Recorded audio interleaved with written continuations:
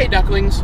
Earlier this week marked the 20th anniversary of the release of the first Harry Potter book back in 1997. So I figured to celebrate that, I'm going to talk about 3 different ways that Harry Potter has affected my life since that first book came out.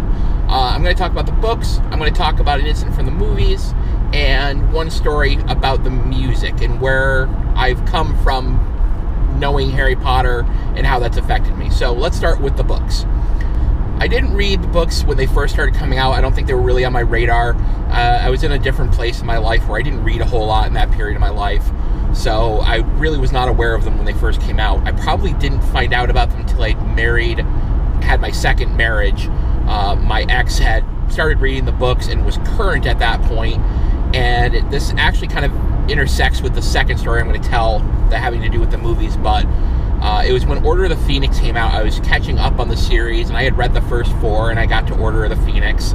And I remember very clearly, even still today, even though this was probably 10 years ago now, if not a little bit more, that I was reading Order of the Phoenix in the bedroom of the house we were renting at the time. And I remember getting to a point in the story where something major happens. And if you've read the books, towards the end of the book, it's probably not, well, it's definitely spoilery, but, you know, if that's, at this point, if you haven't read them, I'm still not going to spoil it for you, but it's the major event that happens towards the end of that book. And it triggered me pretty bad. And when I say triggered, I mean it triggered an emotional response, which I'm sure was the point of that event happening. I remember storming out of the bedroom and kind of surprising my ex with my attitude and basically yelling that if that was permanent, that I was done reading the series and that I wasn't going to finish them. I eventually got over it and did read the rest of the series, but I was for a couple days pretty upset and just kind of adamant that I was not going to finish the book series. So that is my story of how Harry Potter emotionally hit me from the book series standpoint. As for the movies, I didn't have quite an emotional response to the movies per se as I did to the book incident. What the movies did for me is, at that point, around, again, Order of the Phoenix, we did not have an IMAX movie theater in my town at that point in history. So me and a bunch of friends decided it'd be a fantastic idea. We would all train down to New York City and see Order of the Phoenix in IMAX, because they were also doing part of it in 3D. The end where the goblets fall, or the orbs fall, was going to be in 3D. So we figured that would be cool. But it was probably one of the most stressful, but also one of the most enjoyable trips I've had. I was definitely a lot more high-strung at that point in my life. I kind of treated it like I was the class chaperone on a field trip instead of going with friends, so that did kind of distract a little bit from the fun that was being had, but I did have a good time.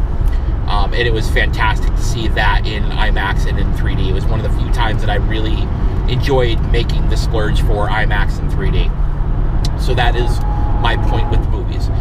Music. Music has been a big part of my life. It has always been a big part of my life. And actually, music revolving around Harry Potter has actually led to me getting to a lot of other music that might not necessarily be connected directly. So, some years ago, I had a friend of mine who was moving up to New York to help me with a enterprise that did not end up working out. But while she was here, I ended up coming into really watching YouTube again, more than for just videos and things like that. So I ended up starting to watch Hannah Hart. Through Hannah Hart, I found the Green Brothers. I found a lot of other YouTubers, and then of course Hank Green has Osseo Desi Hollows, which is one of the songs that got him noticed on YouTube, and went from there. So, but it hasn't just stopped with Hank, because through Hank, I found out about Harry and the Potters. I've also found out non-Harry Potter related music, as far as Driftless Pony Club, I found through them. Megan Tonjes, Andrew Wong, Rob Scallon, a lot of really great musicians. And then of course through Andrew Wong and Megan Tonjes, I found out about Gunnarolla, and from there I've gone to other artists. So, just the one Harry Potter song from Hank, and Hank Green being such a big influence, led to a lot of other music that I really enjoy to this day. So that is how Harry Potter has influenced my musical taste to this day. So those are my 3 little short stories about Harry Potter and my tribute to the 20th anniversary of the first book. If you want to leave in the comments your favorite memory of Harry Potter, and I will read those and respond to as many as I can. And until the next time I see you, I will see you then. Bye, ducklings.